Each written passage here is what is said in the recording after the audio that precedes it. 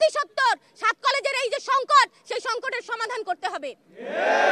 শিক্ষার্থীদের দাবি অনুযায়ী স্বতন্ত্র বিশ্ববিদ্যালয়ের রূপরেখা প্রণয়ন করতে হবে। আমি সুমাইয়া শাইনা ইডেন মহিলা কলেজে 4th ইয়ার শেষ করেছি। আপনারা জানেন যে গতকাল সন্ধ্যা থেকে মধ্যরাতের পরে পর্যন্ত যে সংঘর্ষের ঘটনা ঘটেছে, সেই ঘটনায় আমাদের কারোই কাম্য ছিল না। আপনারা জানেন যে জুলাই অভ্যুত্থানে 7 কলেজ, ঢাকা বিশ্ববিদ্যালয় সহ বাংলাদেশের সকল শিক্ষা প্রতিষ্ঠান কাঁধে কাঁধ মিলিয়ে লড়াই করেছে। কালকের যে সংঘাত হয়েছে, সেই সংঘাত 7 কলেজের শিক্ষার্থীরা কামনা করে না, প্রত্যাশা করে না।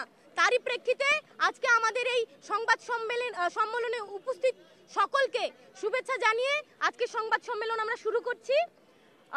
আমি পড়ছি প্রেস রিলিজ। আমাদের 6 দফা দাবিসমূহ গতকাল 6/1/2025 সন্ধ্যা থেকে মধ্যরাত পর্যন্ত নিউ মার্কেট এলাকায় সংঘর্ষের প্রেক্ষিতে 7 কলেজ শিক্ষার্থীদের সংবাদ সম্মেলন। আমাদের দাবিসমূহ: 1. ঢাকা কলেজ সহ 7 কলেজের শিক্ষার্থীদের সঙ্গে ঢাকা বিশ্ববিদ্যালয় শিক্ষার্থীদের সংঘাতের দায় নিয়ে ঢাকা বিশ্ববিদ্যালয় প্রশাসনকে ক্ষমা প্রার্থনা করতে হবে এবং প্রো ভিসি মামুন আহমেদকে পদত্যাগ করতে হবে। 2. ঢাকা কলেজ শিক্ষার্থী রাকিবকে হত্যার উদ্দেশ্যে হামলা সহ ঢাকা কলেজের শিক্ষার্থীদের ওপর নিউ মার্কেট থানা পুলিশের ন্যাক্কারজনক হামলার ঘটনায় ওসি সহ জড়িত পুলিশ কর্মকর্তাদের প্রত্যাহার করে তদন্ত সাপেক্ষে বিভাগীয় ব্যবস্থা গ্রহণ করতে হবে। 3. ঢাকা বিশ্ববিদ্যালয়ের যে সকল শিক্ষার্থী কর্তৃক ইডেন কলেজ ও বদরুন্নেসা কলেজ সহ 7 কলেজের নারী শিক্ষার্থীদের সম্পর্কে কুরুচিপূর্ণ মন্তব্য ও অশালীন অঙ্গভঙ্গির সঙ্গে জড়িতদের বিচারের আওতায় আনতে হবে। 4.